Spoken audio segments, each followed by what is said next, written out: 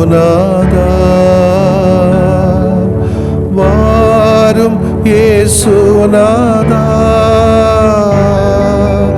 எந்தன் இதயம் தேடிடும் அன்பே நீ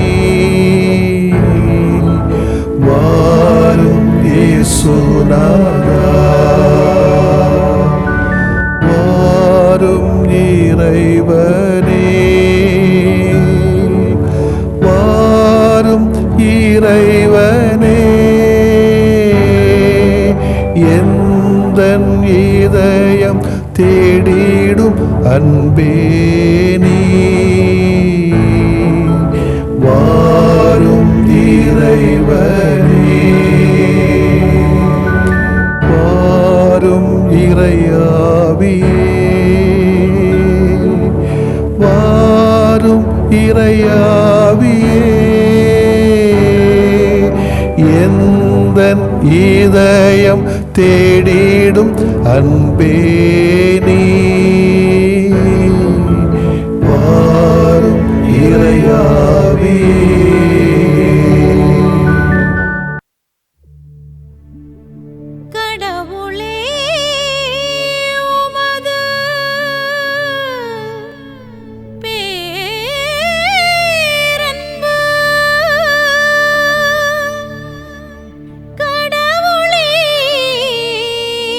உமது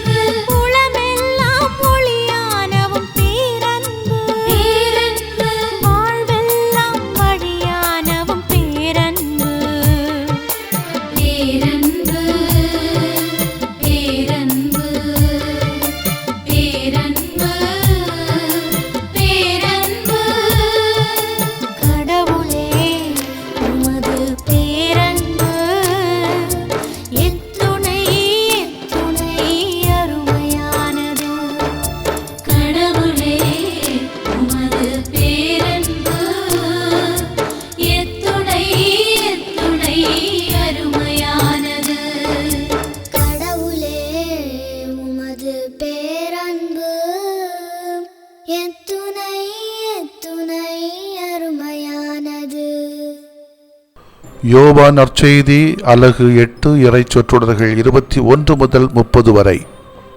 அக்காலத்தில் இயேசு பரிசேயர்களை நோக்கி, நான் போனபின் நீங்கள் என்னை தேடுவீர்கள். நான் போகும் இடத்திற்கு உங்களால் வர இயலாது. நீங்கள் பாவிகளாகவே சாவீர்கள் என்றார். யூதர்கள், நான் போகும் இடத்திற்கு உங்களால் வர இயலாது என்று சொல்கிறாரே, ஒருவேளை தற்கொலை செய்து கொள்ளப் போகிறாரோ என்று பேசிக்கொண்டார்கள். இயேசு அவர்களிடம், நீங்கள் கீழிருந்து வந்தவர்கள், நான் மேலிருந்து வந்தவன். நீங்கள் இவ்வுலகை சார்ந்தவர்கள், ஆனால் நான் இவ்வுலகை சார்ந்தவன் அல்ல. ஆகவேதான் நீங்கள் பாவிகளாகவே சாவீர்கள் என்று உங்களிடம் சொன்னேன். இருக்கிறவர் நானே என்பதை நீங்கள் நம்பாவிடில் நீங்கள் பாவிகளாய் சாவீர்கள் என்றார். அவர்கள், நீர் யார் என்று அவரிடம் கேட்டார்கள். அவர், நான் யார் என்று தொடக்கத்திலிருந்தே சொல்லி வந்துள்ளேன். உங்களை பற்றி பேசுவதற்கும் தீர்ப்பிடுவதற்கும் பல உண்டு, ஆனால் என்னை அனுப்பியவர் உண்மையானவர். நானும் அவரிடமிருந்து கேட்டவற்றையே உலகுக்கு எடுத்துரைக்கிறேன் என்றார். தந்தையை பற்றியே அவர் பேசினார் என்பதை அவர்கள் உணர்ந்து கொள்ளவில்லை. இயேசு அவர்களிடம், நீங்கள் மானிட மகனை உயர்த்திய பின்பு இருக்கிறவர் நானே, நானாக எதையும் செய்வதில்லை, மாறாக தந்தை கற்றுத்தந்ததை நான் எடுத்துரைக்கிறேன் என்பதை அறிந்து கொள்வீர்கள். என்னை அனுப்பியவர் என்னோடு இருக்கிறார். அவர் என்னை தனியாக விட்டு விடுவதில்லை. நானும் அவருக்கு உகந்தவற்றை எப்போதும் செய்கிறேன் என்றார். அவர் இவற்றை சொன்னபோது பலர் அவரிடம் நம்பிக்கை கொண்டனர்.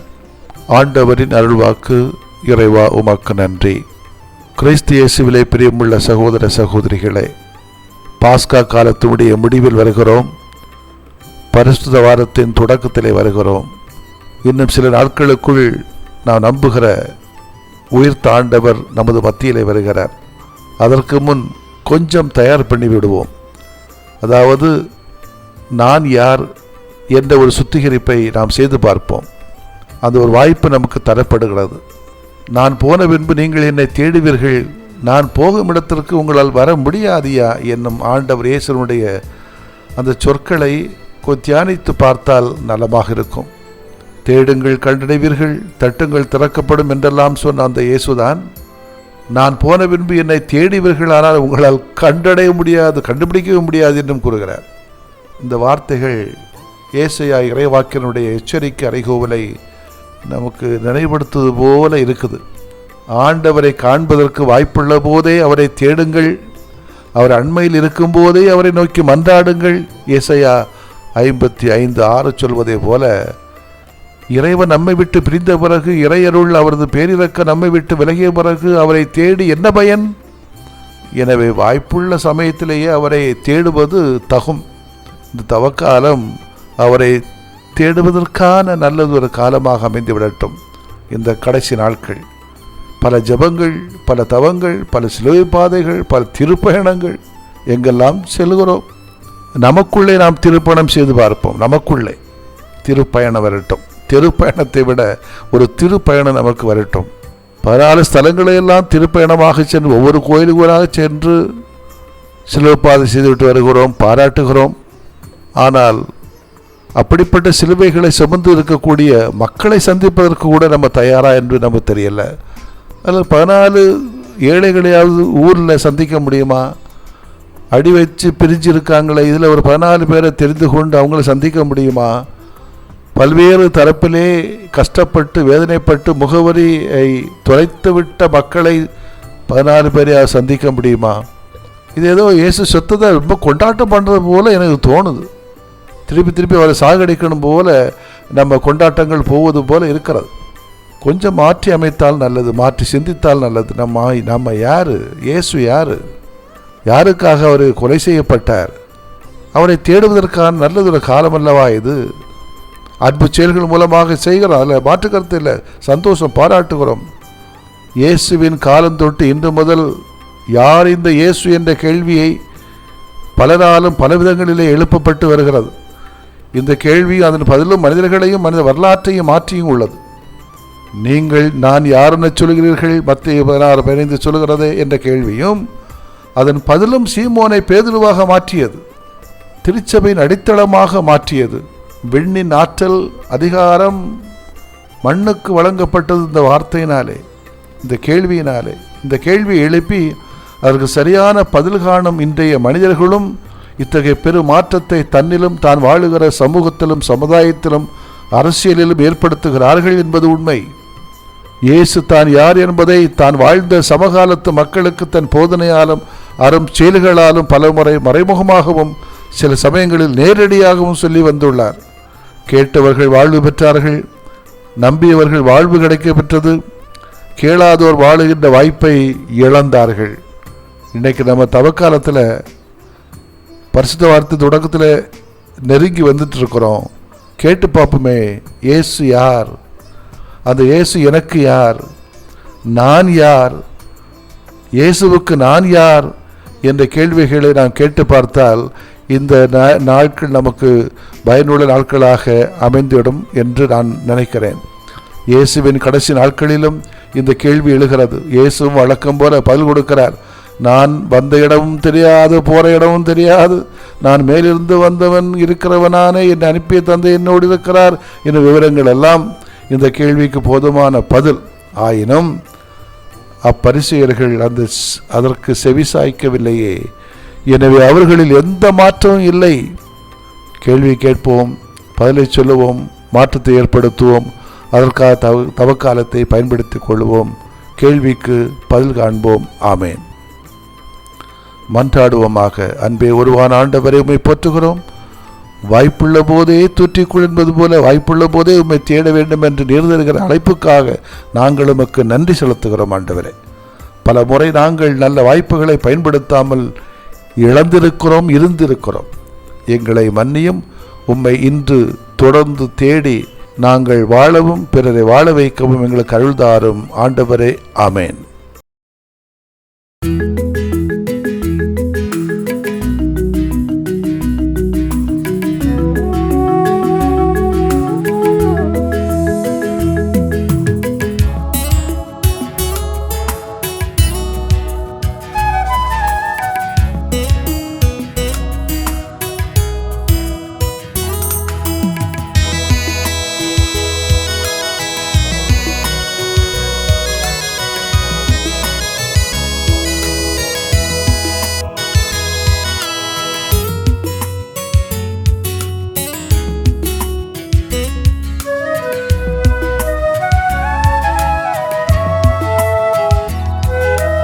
ஒரு வார்த்தை சொன்னாலே நலமாகுமே, மனம் இறங்கும் ஆண்டவரே,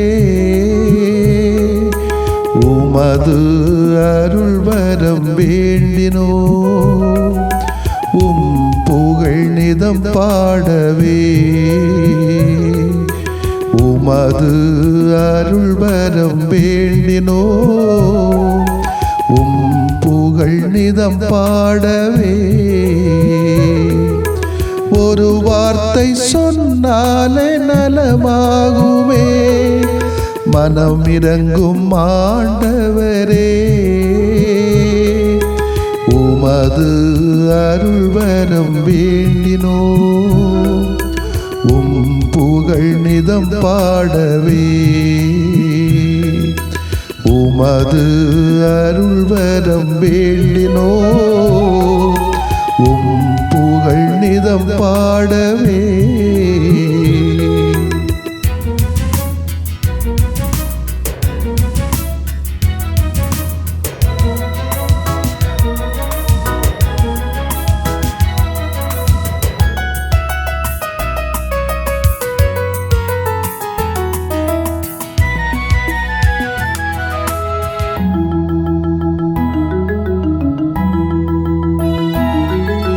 கொடும் நோயின் பிணி நீக்கி நலம் தாருமே, மனம் இறங்கும் ஆண்டவரே,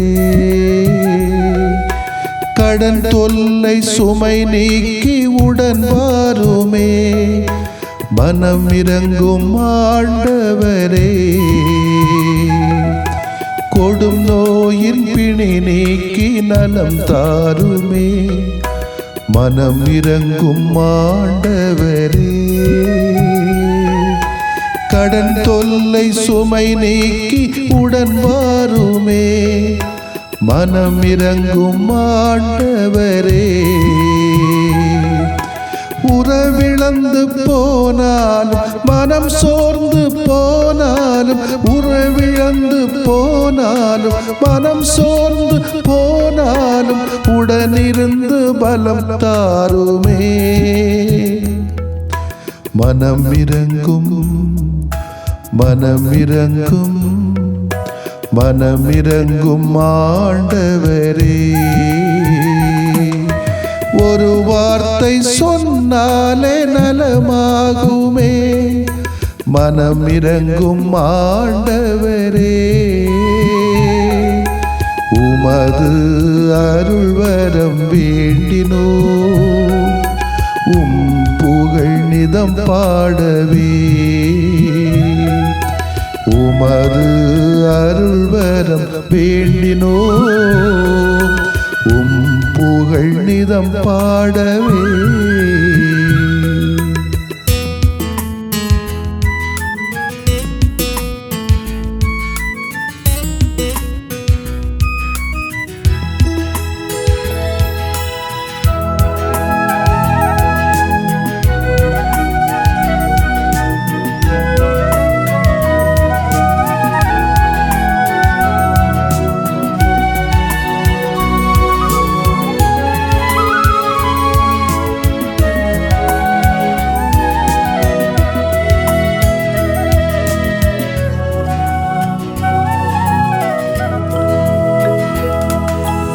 இருள் போக்கி இனி வாழ்வில் ஒளி தாருமே.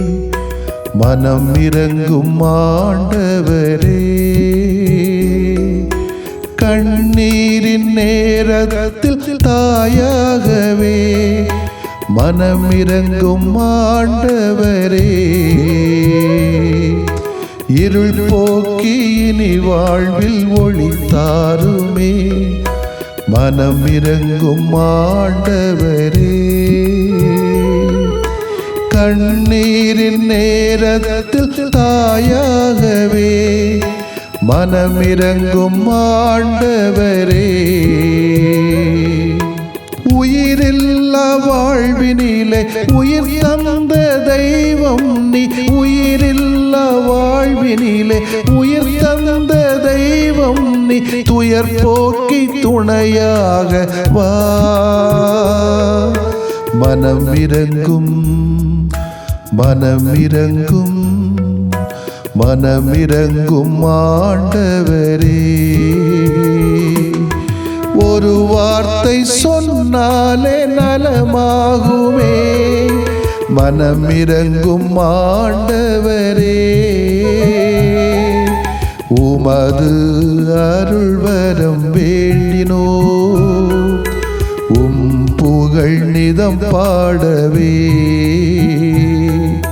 உமது அருள்வரம் வேண்டினோ, உம் புகழ் நிதம் பாடவே.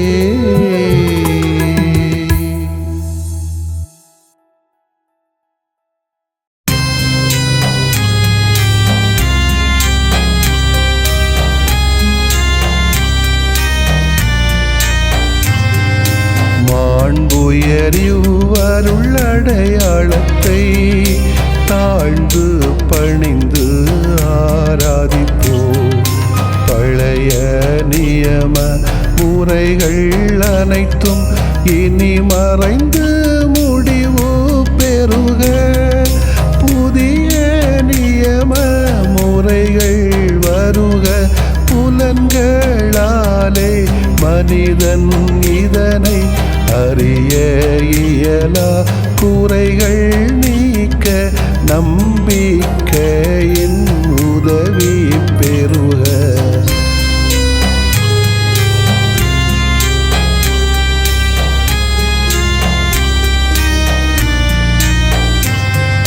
தந்தை அவர்க்கும் மகன் அவர்க்கும் புகழ்ச்சியோடு வெற்றியாக்கும். மீட்பின் பெருமை மாட்சிமையோடு வலிமை வாழ்த்து யாவுமாக. இருவரிடமாய் வரும் வழிநடத்துகின்றவராம் தூய ஆவியானவர்க்கும் அளவில்லாத சமப்புகழ்ச்சி என்றுமே உண்டாகுக. ஆமென்.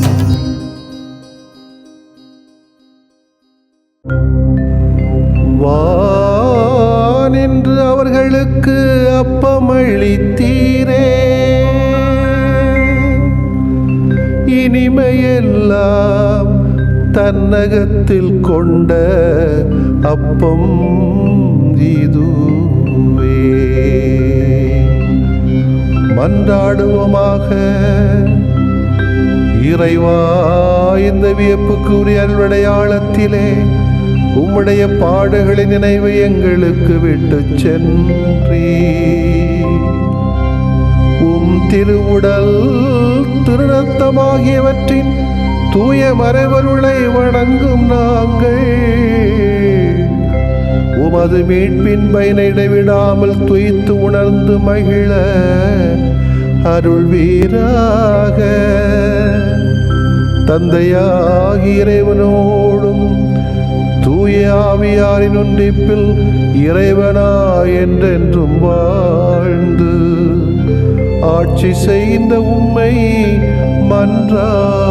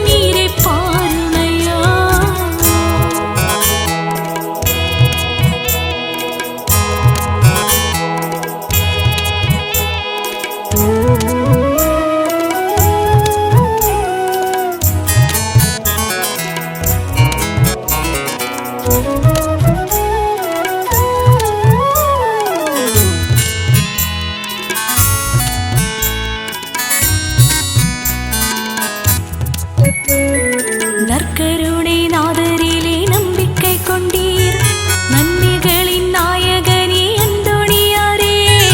நற்கருணை நாதரிலே நம்பிக்கை கொண்டீர், நன்மைகளின் நாயகனே அந்தோணியாரே.